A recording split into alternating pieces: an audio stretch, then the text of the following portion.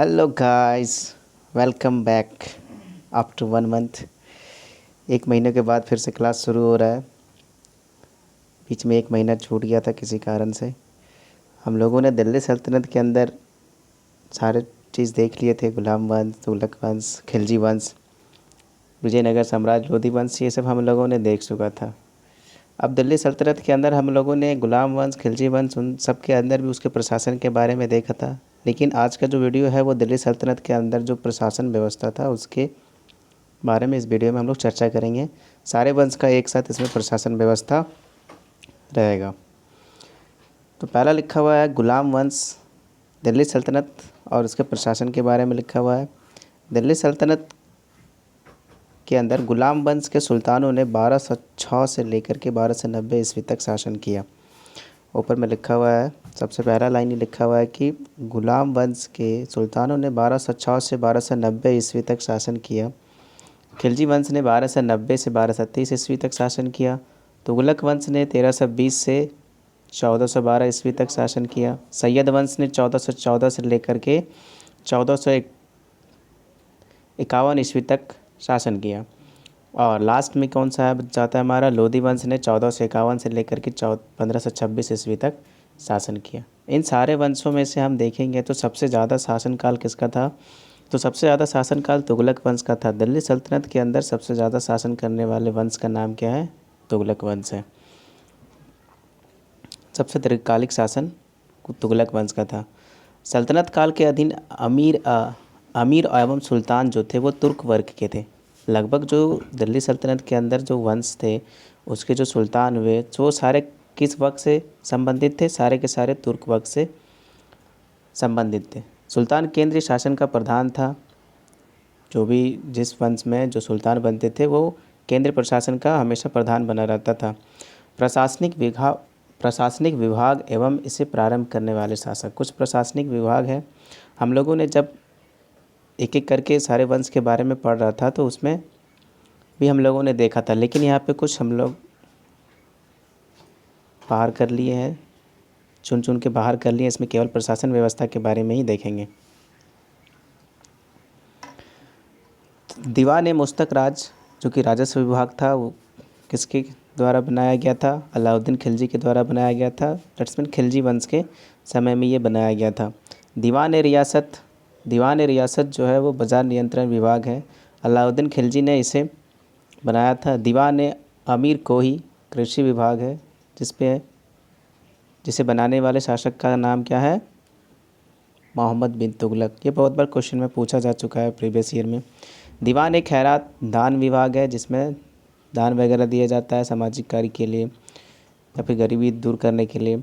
तो दीवान ए खैरात जो विभाग था वो फ़िरोज़ तुगलक के द्वारा बनाया गया था। दीवान ए बदगान जो है वो भी फ़िरोज़ तुगलक के द्वारा बनाया गया था। दीवान ए अर्ज बलबन के द्वारा बनाया गया था।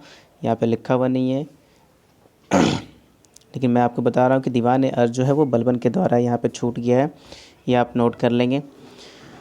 फिर अगला है, नेक्स्ट स्लाइड में देखेंगे हम लोग। नेक्स्ट स्लाइड में लिखा हुआ है विभाग एवं उनकी कार्यविधि। अब जब विभाग बने हुए थे उनके क्या क्या कार्य थे, तो यहाँ पे पहला विभाग लिखा हुआ है दीवान अर्ज, सेना विभाग से संबंधित था। दीवान अर्ज जो था वो किस विभाग से संबंधित था, सेना विभाग से संबंधित था। दीवान अर्ज जो है वो सेना विभाग से संबंधित था। और दीवान अर्ज के जो स्थापना किया था वो किसने बनाया था, तो दीवान अर्ज जो है वो बलबन ने बनाया था। दीवान रियासत अभी हम लोगों ने पिछले स्लाइड में देखा, दीवान रियासत किसका है, अलाउद्दीन खिलजी का है। किसका है मेरे दोस्त, अलाउद्दीन खिलजी का है। अलाउद्दीन खिलजी यहाँ पे लिखा हुआ है। नेक्स्ट स्लाइड में लिखा हुआ है कि दीवान रियासत धार्मिक मुद्दे से संबंधित विदेशी मामले का देख रेख से संबंधित है। दीवान इंसा जो है वो सरकारी पत्र व्यवहार से संबंधित है। दीवान इंसा सरकारी पत्र व्यवहार से संबंधित है। दीवान वजारत जो है वो वित्तीय मामलात से संबंधित, जो वित्तीय मामला है उससे संबंधित है या फिर राजस्व विभाग से संबंधित है, पैसा वैसा से ये संबंधित है।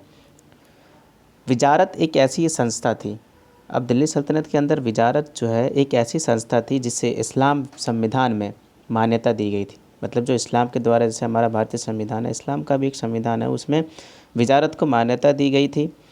जिन गैर अरबी संस्थाओं को अंतर्मुक्त किया गया था, मुस्लिम सम्राटों के अधीन मंत्री परिषद के लिए जो नाम व्यवहार में लाए गए थे उन्हें वजारत कहते थे। अब यहाँ पे लिखा है कि वजारत जो है वो किसके लिए यूज़ किया गया था। तो यहाँ पे जो मंत्री परिषद थे, मंत्री परिषद के नाम जो हैं उनके व्यवहार के लिए वजारत शब्द का क्या किया गया, प्रयोग किया गया। वजारत की संज्ञा दी गई, उन्हें ही मंत्री परिषद को ही वजारत कहा गया। मुस्लिम सम्राट जो थे उन्हें ही वजारत कहा गया। मोहम्मद गजनवी के राज्यकाल में अब्बास फजल बिन अहमद, नाम देखिएगा क्या लिखा हुआ है, मोहम्मद गजनवी के समय में अब्बास फजल बिन अहमद प्रथम वज़ीर हुए थे। अब पूछेगा कि दिल्ली सल्तनत के अंदर पहला वज़ीर कौन बना था, तो अब्बास फजल बिन अहमद जो थे वो प्रथम वज़ीर बने थे मोहम्मद गजनवी के राज्यकाल में, जो शासन व्यवस्था चलाने में निपुण थे। राज्य का प्रधान वज़ीर कहलाता था। अब जो राज्य का प्रधानमंत्री था वो कौन कहलाता था, वज़ीर कहलाता था।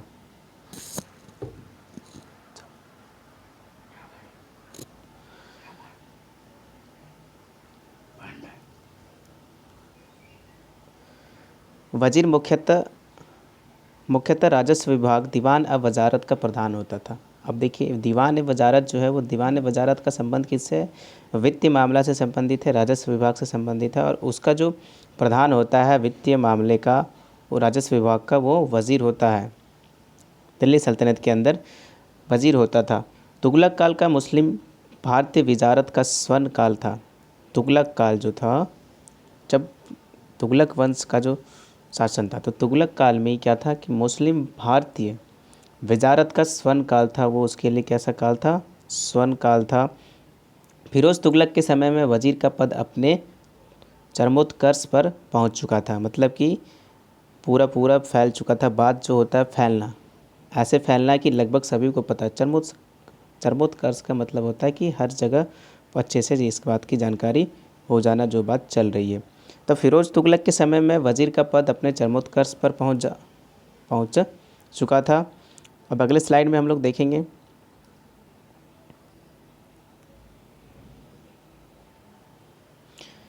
दशमलव प्रणाली के आधार पर सेना का संगठन दो पदों का विभाजन किया गया था। दो पदों में विभाजन किया गया था। घुड़सवार की टुकड़ी का प्रधान सरेखैल कहलाता था। अब घुड़सवार की जो टुकड़ी का प्रधान होता था, घुड़सवार की टुकड़ी का प्रधान सरेखैल कहलाता था। और 10 सरेखैल के ऊपर एक सिपहसालार, और 10 सिपहसालार के ऊपर एक अमीर होता था, और 10 अमीर के ऊपर एक मलिक होता था, और 10 मलिकों के ऊपर एक खान होता था। सुल्तान सेना का मुख्य सेनापति होता था। फिरोज़ तुगलक ने कुरान के नियमों को दृष्टिकोण में रखकर निर्धारण किया। अब यहाँ पे लिखा है कि फिरोज़ तुगलक जो है उन्होंने कुरान के नियम, उन्होंने किसी नियम को तोड़ के अपना कोई भी नियम नहीं बनाया। वो जब मुस्लिम का जो पवित्र ग्रंथ है वो कुरान है, तो उन्होंने कुरान में जो लिखे हुए नियम थे उस पर नज़र रखते हुए उन्होंने कर निर्धारण किया। जो टैक्स लगाया उसका निर्धारण कुरान के नियमों को देखते हुए उन्होंने निर्धारित किया। उसने कुरान में अनुमोदित 4 कर लगाने की अनुमति दी थी। अब कुरान में अनुमोदित, उसमें लिखा हुआ, डिस्क्राइब किया हुआ था 4 कर। वो 4 कर कौन कौन से थे, खराज, जजिया, खुमस और जकाता। ये 4 कर थे जो फिरोज़ तुगलक के द्वारा लगाया गया था। कुरान में अनुमोदित 4 कर थे जिसको यहाँ पे लिखा हुआ है, जिस लगाया गया था फिरोज़ तुगलक के द्वारा, खराज, जजिया, खुम्मस एवं जकाता। खुम्मस जो कर था वो कौन सा कर था, खुम्मस लूट का धन था। खुम्मस जो है वो लूट का धन था। किसी राज्य में या फिर युद्ध के समय में राज्य की जनता से उस छीन झपटी करके जो धन प्राप्त होता था उसे हम लोग खुम्मस कहते हैं यहाँ पे। और ये जो खुम्मस है, खुम्मस का लगभग 4/5 भाग सैनिकों में बांट दिया जाता था और शेष 1/5 भाग राजकोष में जमा होता था। किंतु अलाउद्दीन खिलजी और मोहम्मद बिन तुगलक ने, अब देखिए यहाँ पे फिरोज शाह तुगलक के समय जो खुमस जो लूटा हुआ धन था उसे उसका 4/5 भाग सैनिकों में बांट दिया जाता था और 1/5 भाग राजस्व के लिए जमा कर दिया जाता था, राजकोष में जमा कर दिया जाता था। लेकिन अलाउद्दीन खिलजी और मोहम्मद बिन तुगलक ने 4/5 भाग राजकोष में ना रखा, नहीं, 4/5 भाग जो है वो राजकोष में ही रखा और 1/5 भाग सैनिकों में बांटा। मतलब कि ये लूटे हुए धन पे भी अपना लालच दिखा रहे हैं। कौन कौन? अलाउद्दीन खिलजी और मोहम्मद बिन तुगलक।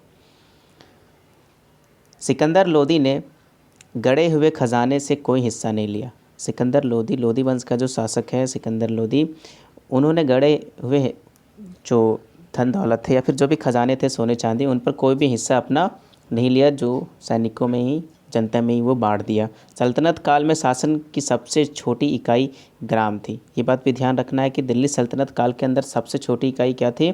ग्राम थी, जो स्वशासन तथा पैतृक अधिकारियों की व्यवस्था के अंतर्गत थी।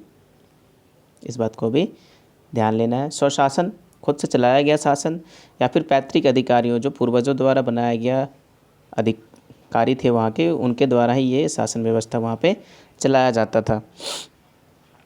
अब नेक्स्ट स्लाइड में देखेंगे, ग्राम स्तर पर चौधरी भू राजस्व का सर्वोच्च अधिकार होता था, सर्वोच्च अधिकारी होता था। ये बात भी ध्यान में रखना है। पहले ऊपर में एक लाइन लिखा है कि ग्राम स्तर में जो चौधरी जो होते थे वो भू राजस्व का सर्वोच्च अधिकारी था। सल्तनत कालीन 2 प्रमुख मुद्राएं, ये भी बात ध्यान में रखना है। सल्तनत काल में दिल्ली सल्तनत के अंदर प्रमुख 2 मुद्राएं थे, वो कौन कौन सा था? जीतल एवं टंका।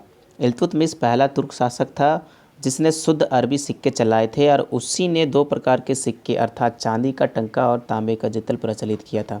तो जीतल और टांका जो प्रचलित हुआ था वो किसके शासनकाल में हुआ था? इल्तुतमिश। मतलब इल्तुतमिश ने ही इस 2 सिक्के को चलाया था। वो सिक्का का नाम क्या है? टंका, वो चांदी का बना होता था, और जीतल जो था वो तांबे का बना हुआ था। टंका एवं जीतल का अनुपात 1:48 था। अगर टंका 1 है तो जीतल कितना होगा? 48 होगा। ये उसका अनुपात था। अलाउद्दीन मसूद शाह, एक नाम है, अलाउद्दीन मसूद शाह के सिक्के पर सर्वप्रथम बगदाद के अंतिम खलीफा का नाम अंकित हुआ था। अब जो दिल्ली सल्तनत के अंदर अलाउद्दीन मसूद शाह 1242 से 46 तक जो शासन किया था, उसके सिक्के पर सर्वप्रथम सबसे पहले बगदाद के खलीफा, सर्वप्रथम बगदाद के अंतिम खलीफा, उनका नाम क्या था? तो उनका नाम था अल मुस्तसिम। अल मुस्तसिम बगदाद के अंतिम खलीफा थे। उनका नाम किसके सिक्के पर छपा हुआ था? सबसे पहले अलाउद्दीन मसूद शाह के सिक्के पर छपा हुआ था। यह 1242 से लेकर के 1258 ईस्वी तक खलीफा रहे बगदाद के। कौन? अल मुस्तसिम। इल्तुतमिश के सिक्के पर खलीफा अल मुस्तनसीर का नाम उल्लिखित था, जो 1226 से लेकर के 1242 ईस्वी तक खलीफा रहे।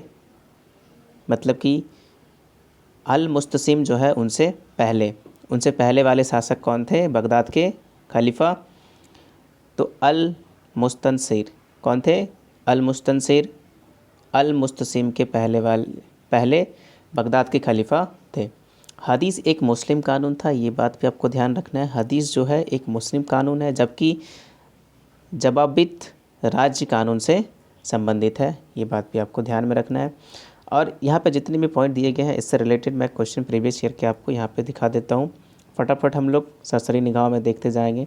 लिखा हुआ पहला कि सल्तनत काल के अधिकांश अमीर एवं सुल्तान किस वक्त से? तो पहले पेज में ही लिखा हुआ था तुर्क वक्त से थे। किस वक्त से थे? तुर्क वक्त से थे। इतिहासकार बन्नी ने दिल्ली के सुल्तानों के अधीन भारत में शासन को वास्तव में इस्लामी नहीं माना, क्योंकि अधिकतर आबादी इस्लाम का अनुसरण नहीं करती थी। Option number 1। अगला स्लाइड है 6 में देखते हैं, निम्नलिखित में से कौन सा एक विशिष्टता एकता व्यवस्था की नहीं है? अब यहाँ पे ध्यान देना है कि एकता व्यवस्था की विशिष्टता नहीं है। तो पहला लिखा हुआ एकता एक राजस्व एकत्रित करने की व्यवस्था थी। रियासतनामा एकता व्यवस्था की जानकारी का स्रोत था। एकता में एकत्रित राजस्व सीधा सुल्तान के खाते में जाती थी। मुक्ति को एकता से एकत्रित राजस्व से सैनिक रखने पड़ते थे। तो यहाँ पे जो ऑप्शन नंबर सी है कि एकता से एकत्रित राजस्व सीधा सुल्तान के खाते में नहीं जाता था। निम्नलिखित कथनों पर विचार कीजिए। दिल्ली सल्तनत के राजस्व प्रशासन में राजस्व वसूली के प्रभारी को आमिल कहा जाता था। दिल्ली के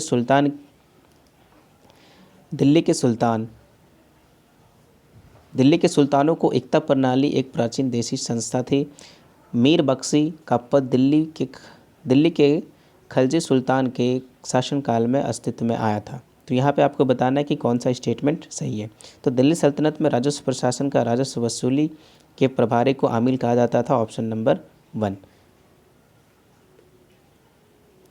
निम्नलिखित में से कौन सा एक युग्म सही नहीं है। अब कौन सा युग्म सही नहीं है ये आपको बताना है। तो दीवान मुस्तकराज अलाउद्दीन खिलजी, मैंने बताया था आपको पहले ही स्लाइड में। दीवान अमीर कोही मोहम्मद तुगलक, दीवान खैरात फ़िरोज़ तुगलक। आप यहाँ पे स्लाइड नंबर 1 में देख सकते हैं।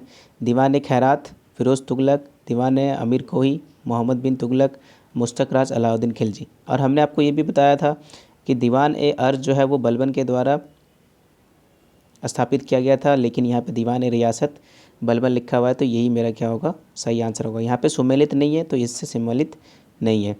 दिल्ली सल्तनत में दीवान अर्ज विभाग की स्थापना किसने किया था। तो बलबन ने किया था। इस क्वेश्चन से भी हम लोग रिलेट करके बना सकते हैं आंसर। मध्यकालीन भारत के संदर्भ में निम्नलिखित में से कौन सा आकार की दृष्टि से आरोही क्रम में सही अनुक्रम है।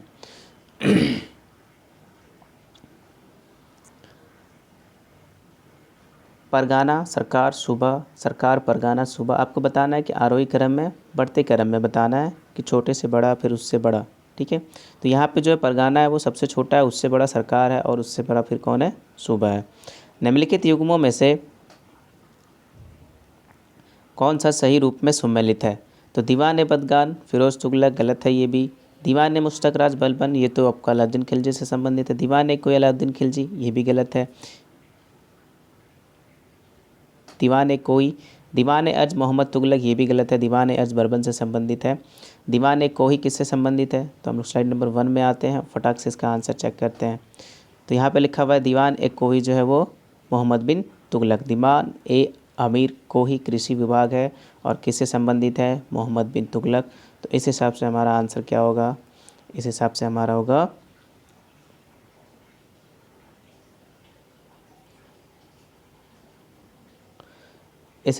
आंसर क्या होगा, ऑप्शन नंबर ए। तो दीवान कोही अलाउद्दीन खिलजी, ये भी गलत हो जाएगा। दीवान अर्ज बलबन होगा, यहाँ पे मोहम्मद तुगलक लिखा है, गलत हो जाएगा। दीवान मुस्तकराज बलबन हो लिखा है यहाँ पे, आंसर होगा इसका अलाउद्दीन खिलजी। तो बच कौन सा गया हमारा, option number A. Option elimination लगा करके हम लोग इसका आंसर लगा सकते हैं। नेक्स्ट है कि सल्तनत काल में दीवान अमीर कोही विभाग निम्नलिखित में से किससे संबंधित है। तो अभी मैंने थोड़ी देर पहले बताया कृषि विभाग से संबंधित है। निम्नलिखित में से किस शासन ने दीवान अमीर कोही विभाग की स्थापना की थी। तो मोहम्मद बिन तुगलक ने। किसने किया था, मोहम्मद बिन तुगलक ने किया था। आप स्लाइड 1 में देखें, दीवान अमीर कोही का मोहम्मद बिन तुगलक, ठीक है। अब चलते हैं आगे। मध्यकाल की सरकार एक समग्र संरचना थी। ये विलय था, किस पे था। तो फारस अरब का, तुर्क मंगोल का, भारत तत्वों के, मतलब सारे के सारे तीनों थे, ऑप्शन नंबर सी। निम्नलिखित में से कौन भूमि उत्पाद पर लगाने वाला कर को इंगित करता है। तो हम लोग को खराज, उमस, मुक्तई जितने भी हैं ये सारे के सारे भूमि पर लगाया गया, भू उत्पादन पर लगाया गया कर है। लेकिन खुमस जो है वो एक अलग कर है, जो मैंने आपको बताया कि खुमस लूटे हुए धन पर लगाया गया कर है। खुमस लूटा हुआ धन है, इसलिए 2 छोड़ करके बाकी क्या होगा, सारे होंगे। तो 1, 3, 4 ये हमारा आंसर होगा, ऑप्शन नंबर डी। आगे चलते हैं 11 नंबर में कि भारत के किस मध्यकालीन शासक ने एकता व्यवस्था प्रारंभ की थी। इल्तुतमिश है। सल्तनत काल में भू राजस्व का सर्वोच्च ग्रामीण अधिकारी था चौधरी, मैंने आपको बताया था 3rd स्लाइड में पहले ऊपर ही लिखा हुआ था। 12 नंबर में क्या लिखा, 12 स्लाइड नंबर 12 में सर्व कर लगाया जाता था। तो सर्व कर जो है वो सिंचाई पर लगाया जाता था। जवाबीत का संबंध किससे था। तो लास्ट स्लाइड में, नोट्स के लास्ट स्लाइड में, स्लाइड नंबर 4 में और लास्ट में लिखा हुआ है कि जवाबित राज्य कानून से संबंधित है।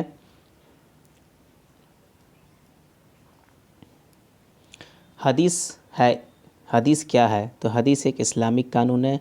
स्लाइड नंबर 4 के लास्ट में लिखा हुआ है, सल्तनत काल में दो प्रमुख मुद्राओं का पता निम्नलिखित कोड से करें। तो जितल और टांका क्या थे? दो प्रसिद्ध